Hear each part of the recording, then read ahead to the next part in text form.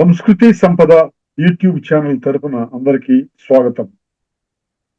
శ్రీ లలిత సహస్రనామావళి సామాజిక దృక్పథం అనే శీర్షికలో శ్రీ వింజమూరి బాలమురళి గారు ధారావాహిక ప్రసంగం చేస్తున్నారు. వారి ధారావాహిక ప్రసంగంలో ఈరోజు 44వ ప్రసంగం చేస్తున్నారు. శ్రీ బాలమురళి గారికి స్వాగతం. నమస్కారం సార్. సంస్కృతి సంపద వీక్షకులందరికీ ఆహ్వానం పలుకుతూ శ్రీ లలిత త్రిపుర సుందరీ దేవి యొక్క నామ వైభవాన్ని మనం తెలుసుకుంటూ ఉన్నాం. అందులో భాగంగా ఒక్కసారి మనం నామాల్ని గతంలో చెప్పుకున్న వాటిని స్మరించుకుంటూ ముందుకు వెళదాం. నిరపాయ నిరత్యయ, అమ్మవారికి నిరపాయ అంటే ఎటువంటి అపాయములు, అమ్మవారికి ప్రమాదములు లేనటువంటిది, అపాయములు లేనటువంటిది. ఎడబాటు అపాయము అంటే అటువంటి ఎడబాటు అయ్యవారితో అమ్మవారికి ఎప్పుడూ ఉండదు అని మనం చెప్పుకున్నాం. అంతేకాకుండా ఎడబాటు ఎందుకు ఉండదు అంటే ఆవిడ ఆయనలో సగభాగం గనక ఎడబాటు ఉండదు.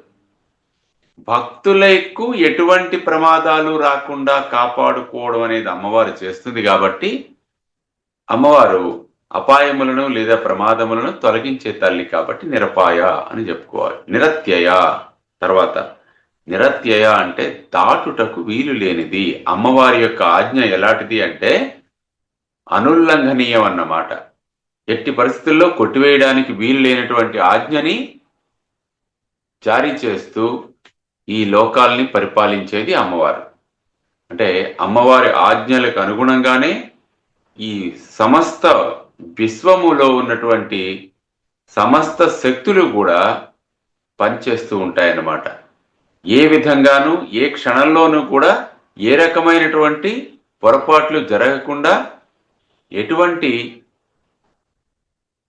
జాగ్రత్తగా ఉండాలో అటువంటి జాగ్రత్తలు తీసుకుంటూ అమ్మవారి యొక్క అదుపాజ్ఞలకి లోనై విశ్వమంతా నడుస్తూ ఉంటుంది. కాబట్టి అమ్మవారు నిరత్యయ, అనుల్లంఘనీయమైనటువంటి శాసకురాలు అని మనం చెప్పుకోవాలి. తదుపరి దుర్లభ, పొందడానికి శక్యము కానిటువంటిది దుర్లభము. కఠినముగా అంటే పొందుటకు సాధ్యము కానిది అని అర్థం. దేనికి పొందుటకు? మనస్సుకి వాక్కుకు గోచరం కానిది కనుక మన ప్రవచనాలకి మన యొక్క స్తుతులకి స్తోత్రాలకి లొంగేది కాదు. కాబట్టి ఎందుకంటే నాయమాత్మ ప్రవచనేన లభ్య అంటారు. అమ్మవారి యొక్క భక్తి, అసలు ఆవిడ మీద భక్తి ఏర్పడాలంటేనే ఆవిడ యొక్క అనుగ్రహం ఉండాలి. ఆమె యొక్క నామ వైభవాన్ని వినాలంటేనే మనకి ఆమె యొక్క అనుగ్రహం కావాలి. ఆమెను గురించి మాట్లాడాలంటేనే ఆమె యొక్క అనుగ్రహం కావాలి. అమ్మ అనుగ్రహం లేకుండా ఎవరు ఆమెని పూజించలేరు, భజించలేరు, దర్శించలేరు. అందువల్ల ఆమె దుర్లభ. చాలా ఎన్నో జన్మల యొక్క పుణ్యం ఉంటే గాని, సాధన ఉంటే గాని, తత్పరత తపస్సు ఉంటే గాని అమ్మని దర్శించడం అనేది ఎవరికి సాధ్యం కాదన్నమాట. అంతేకాకుండా చూసి తీరవలసినటువంటి రూపం, చూడ శక్యం కానటువంటి రూపం అమ్మవారిదనమాట. సుదుర్దశమిదం రూపం అని గీతలో భగవంతుడు చెప్పినట్లు అమ్మవారు కూడా అలాంటిదే. సమీపించడానికి సులభ సాధ్యం కానిది, పొందడానికి కూడా అసాధ్యమైనది అమ్మవారి యొక్క తత్వం అన్నమాట. కాబట్టి అమ్మవారు దుర్లభ. తర్వాత దుర్గమ, మరొక లక్షణం ఉంది అమ్మవారికి. ఏమిట లక్షణం అంటే అమ్మవారు గమింప శక్యము కానిది. త్రోవ, మార్గం దాటడం అనే అర్థాలు దీనికి ఉన్నాయి గమనము అంటే. కాబట్టి మనం దాటలేనిది, మన తోవకు లేదా మార్గానికి, మన పద్ధతులకు అందేది కాదు అమ్మవారు. అంటే మన మార్గానికి, మన తోవకి, మనం ప్రయాణించేటువంటి మనం చూసేటువంటి దృష్టికి, మన మనస్సు యొక్క పరిధికి కూడా అతీతమైనటువంటిది, ఎంతో ఉన్నతమైనటువంటిది, అందనటువంటిది అమ్మవారు. కాబట్టి దుర్గమా అని మనం చెప్పుకోవాలి.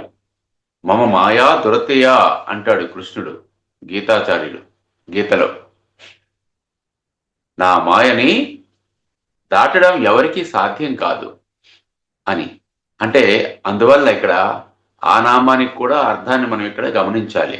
అమ్మవారిని మనం మన శక్తిని ఎట్టి పరిస్థితుల్లోని మనం దాటలేమన్నమాట. కాబట్టి లౌకిక జీవుల పద్ధతుల నడవడికకు, అనుసరించే మార్గాలకు అమ్మవారు లొంగదు.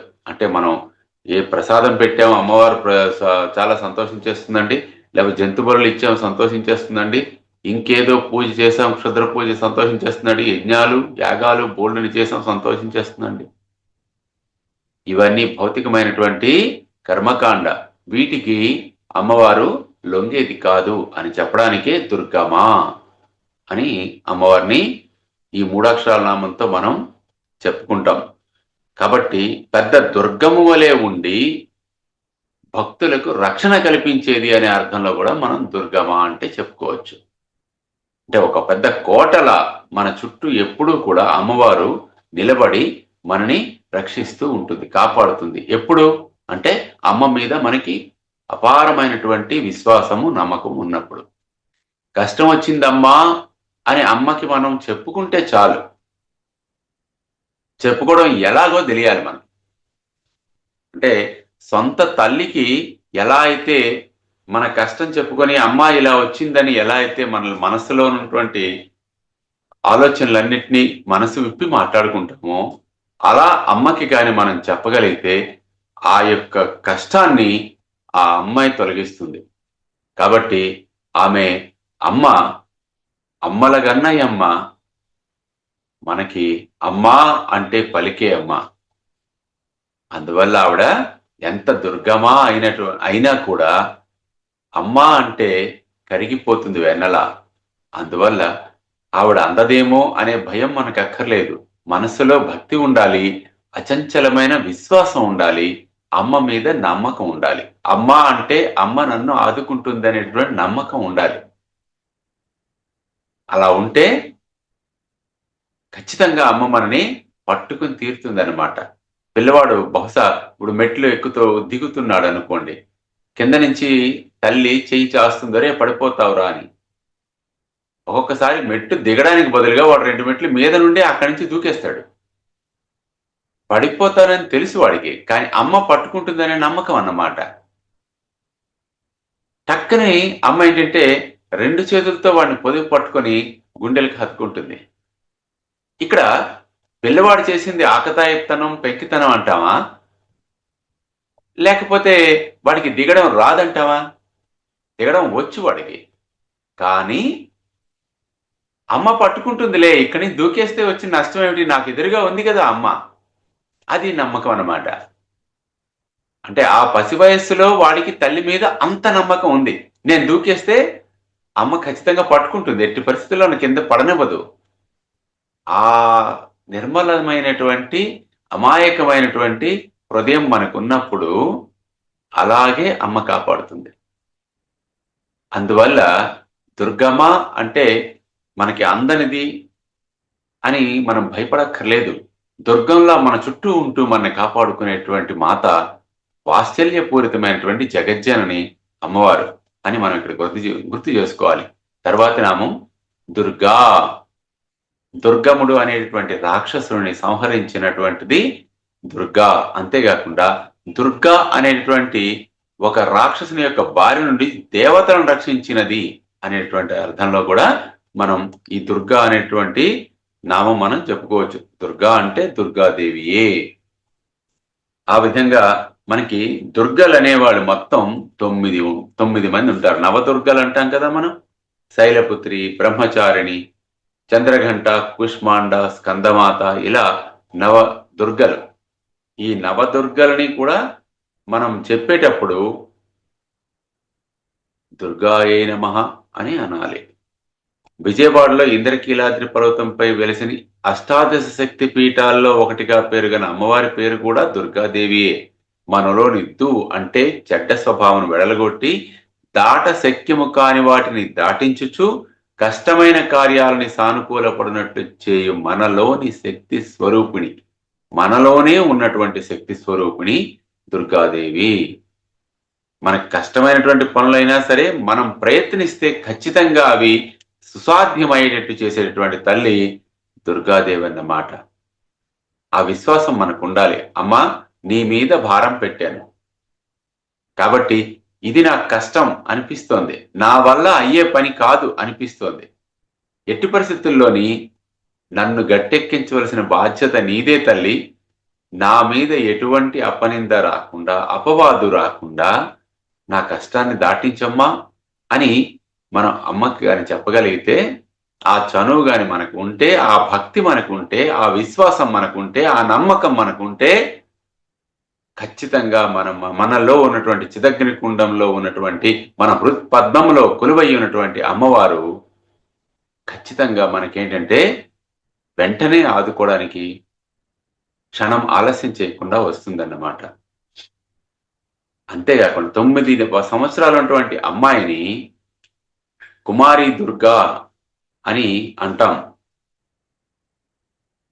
కాబట్టి దుర్గాదేవి 9 సంవత్సరాలు ఉన్నటువంటి బాలికతో సమానం అన్నమాట. అందువల్లే కుమారి పూజ అని మన వాళ్ళు చేస్తుంటారు కదా దసరా నవరాత్రుల్లో, అదన్నమాట. ఈ దుర్గాదేవికి బీజాక్షరం దుమ్, దుమ్ దుర్గాయై నమః అని మంత్రం మన వాళ్ళు చెప్తూ సాధన చేస్తూ ఉంటారు సాధకులు. తర్వాత దుఃఖహంత్రి. దుఃఖహంత్రి, దుఃఖమును హంత్రి అంటే పోగొట్టేది అని అర్థం. శరీరానికి దెబ్బ తగిలిందనుకోండి, మనకి వచ్చేది ఏడుపు. మనస్సు, దాన్ని సంస్కృతంలో రోదనము అంటారు. మనస్సుకు దెబ్బ తగిలితే వచ్చేదాన్ని ఏడుపు అనరు, దుఃఖము అంటారు. ఖం అంటే ఆకాశము, చోటు. సుఖం అంటే ఆ చోటులో ఖాళీ ఏదైతే మనసులో ఉందో ఆ చోటులో మంచి, సుఖం, మంచి నిండి ఉందనుకోండి, అది సుఖం. దుహు అంటే చెడు నిండి ఉందనుకోండి, దుఃఖం అవుతుంది. అంటే దహరాకాశ రూపిణి అని మనం చెప్పుకున్నటువంటి దహరాకాశములో మంచి కొలువు నిండి ఉంటే అది సుఖాన్ని ఇస్తుంది, చెడు నిండి ఉంటే అది దుఃఖాన్ని ఇస్తుంది. చివరిగా వచ్చేటువంటి అంతిమ ఫలం అదే. కాబట్టి దుఃఖహంత్రి, మనలో ఉన్నటువంటి దుఃఖాన్ని పోగొట్టి మనకి శాశ్వత సుఖాన్ని, ఆనందాన్ని ఇచ్చేటువంటిది దుర్గా అని మనం చెప్పుకుంటాం. అందువల్ల మనకి ఈ సంసార సముద్రంలో తేలడమా ములగడమా అనేటువంటి సందేహం మనకు వస్తే, మనం చేసే పనులను బట్టి, వాటిని చేసే విధానాన్ని బట్టి నువ్వు తేలుతావా ములుగుతావా అనేది తల్లి నిర్ణయిస్తుంది అనమాట. అందువల్ల సంసారం సాగరం దుఃఖం అని అనుకుంటూ ఏడుస్తూ ఉండేటువంటి వాళ్ళని మనం అజ్ఞానులు అనాలి. సంసారం సాగరమే ఎందుకన్నారు అంటే అది ఎవరికైనా దాటడానికి అసాధ్యమైనది, కానీ సాధన చేస్తే సాధ్యం కానిదేమీ కాదు, కాబట్టి సుసాధ్యమే. కానీ మనం ఏం చేస్తున్నాం, ఏ రకంగా దాన్ని తరించడానికి ప్రయత్నిస్తున్నాం అనే దాన్ని బట్టి మనం సుఖంగా వెళుతున్నామా దుఃఖాలతో వెళుతున్నామా అనేది ఆధారపడి ఉంటుందన్నమాట. కాబట్టి దుస్తరమైనటువంటి దుఃఖాలను కూడా అమ్మవారు అవలీలగా దాటించగలదు. అందువల్ల అమ్మవారి పేరు దుఃఖహంత్రి. ఎంత కఠినమైనటువంటి దుఃఖాన్నైనా సరే అవ్వలీలగా మన్ని ఆ దుఃఖం నుంచి బయట పడవేసేటువంటి సముద్ధరణ పండిత అమ్మవారు. అంచేత ఆమె మనను ఉద్ధరించడానికి ఎంతో నైపుణ్యంతో ఉద్ధరిస్తుంది. ఆవిడ పాండిత్యం అటువంటిది. అందువల్ల అంటే రక్షించడానికి పాండిత్యం ఏమిటండి అంటే అంత లాఘవంగా రక్షిస్తుంది. మనం ఊహించనైనా ఊహించలేం, అంత చాకచక్యంగా అమ్మవారు మన్ని ఒడ్డుకు లాగి పడేస్తుంది అనమాట. ఆహా, నేనేనా తప్పించుకున్నాను అన్నట్టు అనిపిస్తుంది అనమాట. అది అమ్మ తాలూకా మహిమ. అందువల్ల ఆమె దుఃఖహంత్రి. కావలసిందల్లా ఏమిటి అంటే అమ్మ మీద విశ్వాసం. దూకుతాననేటటువంటి చిన్న పిల్లవాడికి తల్లి మీద ఎంతటి విశ్వాసం అయితే ఉంటుందో, తండ్రి చేతుల్లో పట్టుకొని పిల్లవాడిని పైకి ఎగరేసాడు అనుకోండి, వాడు ఏడవడు, నవ్వుతాడు. ఏమి అంటే తండ్రి పట్టుకుంటాడని వాడి కాన్ఫిడెన్స్. మీదకి ఎగరేసాడు అంటే ఖచ్చితంగా మా నాన్న నన్ను పట్టుకుంటాడు అనేటువంటి నమ్మకం. ఆ నమ్మకమే ఆనందాన్ని ఇచ్చింది వాడికి. ఒకవేళ నాన్న పట్టుకోడు వదిలేస్తాడనిపిస్తే అసలు వాడు చేతుల్లోంచి పైకి రావడానికే ఒప్పుకోడు వాడు. కానీ వాడికి ఆ ఆలోచనే లేదు. పట్టుకోడేమో అనే ఆలోచనే లేదు. పట్టుకోడేమో అనే ఆలోచనే కాని వచ్చుంటే వాడు ఎగరవేసే ముందే నిరోధించును, వ్యతిరేకత చూపించును. కానీ నమ్మకం అలాంటిది. తల్లి మీద కూడా మనకి నమ్మకం అలా ఉండాలి, అమ్మవారి మీద నమ్మకం అలా ఉండాలి. అసలు కాపాడదేమో అనేటువంటి ఆలోచన కూడా మనకి రాకూడదు. అప్పుడు ఖచ్చితంగా అమ్మవారు మన దుఃఖములన్నిటినీ తొలగించి మనకి సుఖాన్ని ప్రసాదిస్తుందన్నమాట. సుఖప్రద తర్వాత నామం. సుఖాన్ని ఇచ్చేది తల్లి. ఇప్పుడు అదే కదా చెప్పుకున్నాం మనం ఇప్పుడు. కాబట్టి కమ్ అంటే సంస్కృతంలో ఆకాశం. కాబట్టి ఈ దహరా ఆకాశంలో సు అంటే మంచి, మన మనస్సులో మంచిని నింపేది, మంచి ఆలోచనలను కలిగించేది, మంచి సంకల్పాలని కలిగించేది అమ్మవారు. కాబట్టి సుఖప్రద. సుఖము అంటే మనకి ఆనందాన్ని మేలు చేకూర్చేది, మన ద్వారా 10 మందికి మేలు చేకూర్చేది, అది సుఖం. అందువల్ల అటువంటి సుఖాన్ని ప్రసాదించేది అమ్మవారు అన్నమాట. ప్రదా అంటే ఇచ్చేది అని అర్థం. కాబట్టి మన సాన్నిధ్యం బాగుండాలి అంటే మనతో పాటు చుట్టుపక్కల ఉన్న వాళ్ళందరూ కూడా హ్యాపీగా ఉండాలి అంటే మన ప్రవర్తన ఎప్పుడూ మంచిగా ఉండాలి. మనతో పాటు పనిచేసేటువంటి మన తాలూకా కలీగ్స్ కానీ, మనతో జీవితం సాగిస్తున్నటువంటి జీవిత భాగస్వామి కానీ, మన కుటుంబం కానీ ఆనందంగా ఉండాలంటే మన ప్రవర్తన ఆ రకంగా మంచిగా ఉండాలి. అలా ఉంటే తప్పనిసరిగా అమ్మవారి దయ మన మీద ప్రసరిస్తూనే ఉంటుంది. తప్పనిసరిగా ఆ ఆనందం అనేది మన నుంచి ఇతరులలోకి ప్రవేశించి ఆనందమయమైనటువంటి వాతావరణం అనేది ఒక పాజిటివ్ ఎనర్జీగా మన చుట్టుపక్కల ఒక ఆరాలా ఉంటుంది. మనం సాన్నిధ్యమే ఇతరులకి ఒక్కసారి ఆనందం, ఒక చిన్న రిలీఫ్ కల్పిస్తుంది అనమాట. అటువంటి శక్తిని మనం సాధించాలి అంటే సుఖప్రదాయ నమః అని అమ్మవారిని మనం ధ్యానించవలసి ఉంటుంది. ఐహిక సుఖము, విషయ సుఖము, ఆముష్మికం అంటే ఐహికము అంటే విషయ సుఖము, ఆముష్మిక సుఖం అంటే పరమ సుఖం.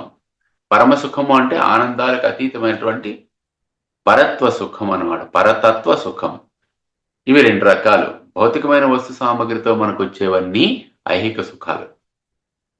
మనం లగ్జరీ వస్తువులు కొనుక్కున్నాం, లగ్జరీ బ్రాండ్స్ వాడుతున్నాం, ఇవన్నీ కూడా సుఖాలన్నీ కొనుక్కున్నాం. అన్ని మెషినరీ ఉన్నాయి, మనకి నౌకర్లు చాకర్లు అన్నీ ఉన్నాయి. ఇవన్నీ భౌతికంగా ఉండేటువంటివి. ఇవన్నీ కూడా మనకేమిటంటే భౌతిక సుఖాన్ని కలిగించేవి. ఆముష్మిక సుఖాన్ని కలిగించేవి, మనస్సుకి సుఖాన్ని కలిగించేవి, పారలౌకిక సుఖాన్ని కలిగించేవి అవి వేరు. అంతర్ముఖమైన సాధనతో ఆ ఆనందాన్ని పొందాలి. అంతర్ముఖమైనటువంటి మనలోకి మనం చూడడం ద్వారా పారలౌకిక ఆనందం అనేది మనకు వస్తుందన్నమాట. దాంతో అన్నీ కొనవచ్చును కానీ ఆనందాన్ని దేంతోని కొనలేము. అలాంటి ఆనందాన్ని అమ్మవారు ప్రసాదిస్తుంది. డబ్బు ఉంటే దేన్నైనా కొనేవచ్చు, భౌతికమైన వాటిని కొనగలవు. ఆనందాన్ని కొనగలవా? ఆరోగ్యాన్ని కొనగలవా? మందులు కొనగలవు, ఆరోగ్యాన్ని కొనలేవు. మందులు పనిచేస్తే ఆరోగ్యం వస్తుంది.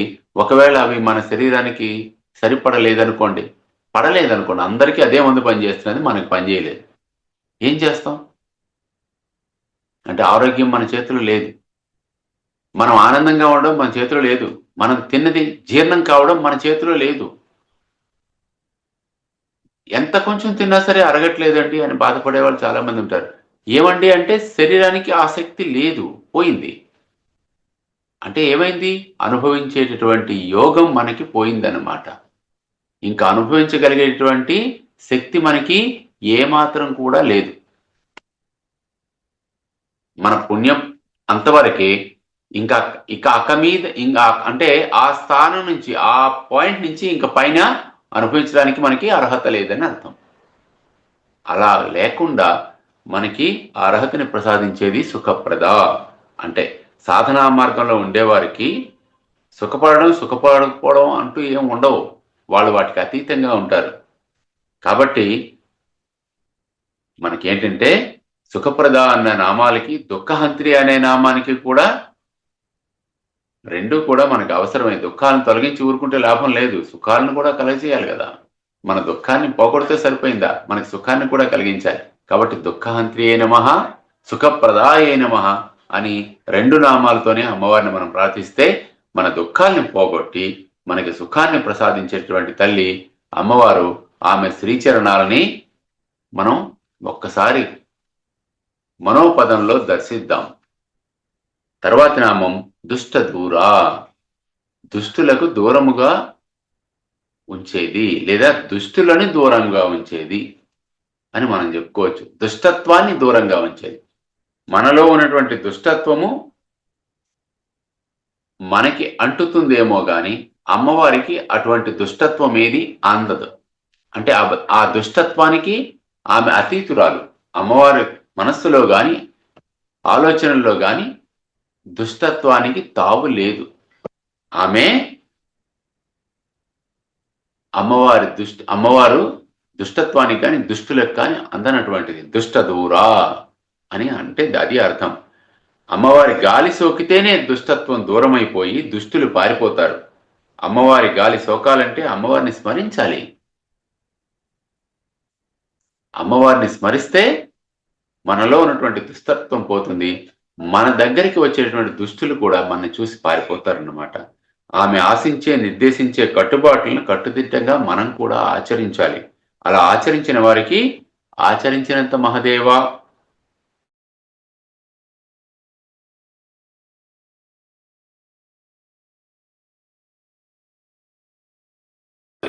నిత్య శుద్ధ నిత్య బుద్ధ. ఎప్పుడు ఆవిడ నిత్య శుద్ధ. ఆవిడకి అపరిశుద్ధం అనేటువంటిది లేదు, అపవిత్రత అనేటువంటిది లేదు. పవిత్రత అంటే ఆరోగ్యకరమైనటువంటి వాతావరణం, హైజెనిక్ ఎన్విరాన్మెంట్. అది మనం చుట్టుపక్కల ఉండేట్టు కానీ చూసుకున్నట్లయితే ఆటోమేటికల్లీ ఆ దైవీ ప్రభావం అనేది మన మీద సులభంగా ప్రసరిస్తూ ఉంటుందన్నమాట. అది దుష్టత్వాన్ని దూరంగా ఉంచి మనలో మంచి లక్షణాలను ప్రేరేపించి సత్సంకల్పాలని మనకి కల్పిస్తుందన్నమాట. ఆ విధంగా దుష్టత్వం అంటనిది అమ్మవారు, దుష్టులకు అందనిది, అలాగే దుష్టులకు దూరంగా ఉండేది అని కూడా మనం దుష్ట దూరా అనే మాటకు అర్థాలు చెప్పుకోవచ్చు. తర్వాత దురాచార సమని అంటే చెడు దురాచారం అంటే ఏమిటి? చెడు ప్రవర్తన, చెడు నడవడిక. మనలో ఏవైనా చెడు అలవాట్లు, చెడు ఆలోచనలు, చెడు ప్రవర్తనలు ఉన్నాయనుకోండి, అటువంటి వాటిని మనం దురాచార సమని, దురాచార సమన్యే నమః అని 7 అక్షరాల నామం ఒకటే. దురాచార సమని అని చదవకూడదు, విడదీసి ఎట్టి పరిస్థితుల్లో చదవకూడదు. దురాచార సమని అని కలిపే చదవాలి. దుష్ట దూర దురాచార సమని దోషవర్జిత నో అలా చదవకూడదు. ఈ శ్లోకంలో దురాచార సమని అనేది ఒకటే పదం, 7 అక్షరాల నామం. ఇక్కడ ఇలాంటి విషయాల్లో మనం జాగ్రత్తగా ఉండాలి. చదివేటప్పుడు ఖచ్చితంగా అమ్మవారి నామాల్ని మనం పారాయణం చేసేటప్పుడు ఈ ధ్యానం ధ్యాస మనకు ఉండాలి. ఒక్కొక్కసారి ఏమవుతుందంటే నామపారాయణం చేస్తూ ఉన్నప్పుడు ఒక లయలో, ఒక ఊపులో, ఒక రిథింలో కొట్టుకుపోతాం మనం. శ్రీమాత శ్రీ మహారాజ్ఞి శ్రీమత్ సింహాసనేశ్వరి చిదగ్నికుండ సంపూత దేవకార్య సముద్యత అనుకుంటూ వెళ్ళిపోతాం. అదే రిథింలో అన్ని నామాలు ఉండవు. లలితా సహస్రనామం ఎప్పుడు కూడా చాలా కాంప్లికేటెడ్ అల్లిక ఇది. అంటే క్లిష్టమైనటువంటి సంక్లిష్టమైనటువంటి అల్లిక. ఇది ఎలాంటి అల్లిక అంటే అనితర సాధ్యమైనటువంటి నామముల యొక్క కూర్పు ఇది. వసిన్యాది వాగ్దేవతలు సామాన్యమా? ఎంత మహత్తు కలిగినటువంటి వారు. వాక్కులే వశ్యవాక్కులు. వాళ్ళే సరస్వతి స్వరూపాలు. మరి సరస్వతీదేవే సాక్షాత్ మాట్లాడితే అక్కడ ఎలా ఉంటుందండి? దాని అల్లిక, ఆ ప్రణాళిక, ఆ నామాల యొక్క కూర్పు, వాటిలో ఉన్నటువంటి ఒక గొప్ప తాత్వికత, వర్ణన ఎన్ని లేవు. అన్ని రకాలైనటువంటి లక్షణాలు లలితా సహస్రనామానికి ఉన్నాయి. కాబట్టి ఇక్కడ ఒకే రీతిలో మనం చదువుకెళ్ళిపోవడానికి లేదు. లలితా సహస్రనామం మాత్రం శ్లోకం మొత్తం అనుష్టుప్ ఛందస్సు 16 అక్షరాలు. 16 అక్షరాల్లో ఈ 16 అక్షరాల్లో 16 అక్షరాలు నామాలే ఒకే నామంగా ఉన్నటువంటివి ఉన్నాయి. 8 అక్షరాల నామాలు ఉన్నాయి, 2 అక్షరాల నామాలు ఉన్నాయి, 3 అక్షరాల నామాలు ఉన్నాయి. కాబట్టి ఆ నామం వచ్చేటప్పుడు దానికి అర్థం కానీ మనకు తెలియకపోతే దుష్ట దూర తర్వాత దురాచార వస్తుంది, తర్వాత శమని దోషవర్జిత ఉంటాయి. కానీ ఇది ఈ శ్లోక పాదంలో ఉన్నవి 3. దుష్ట దూర, దురాచార, శమని, దోషవర్జిత. కాబట్టి దురాచార శమని అనాలి కానీ దుష్ట దూర, దురాచార అని ఎట్టి పరిస్థితుల్లో మనం పలకూడదు. అమ్మవారిని మనం నిందించిన వాళ్ళం అవుతాం, మహాపాపం. అందువల్ల ఆ దురాచార శమని అనేటువంటి అమ్మవారు మనలో ఉన్నటువంటి దురాచారాలను పోగొట్టి మనని సదాచార వర్తనులుగా చేయాలని సంకల్పిస్తూ ప్రార్థిస్తూ స్వస్తి. శ్రీమాత్రే నమః. శ్రీ లలిత సహస్రనామావళి సామాజిక దృక్పథం అనే శీర్షికలో ధారావాహిక ప్రసంగం చేసిన శ్రీ బాలమురళి గారికి ధన్యవాదాలు. నమస్కారం మాస్టర్.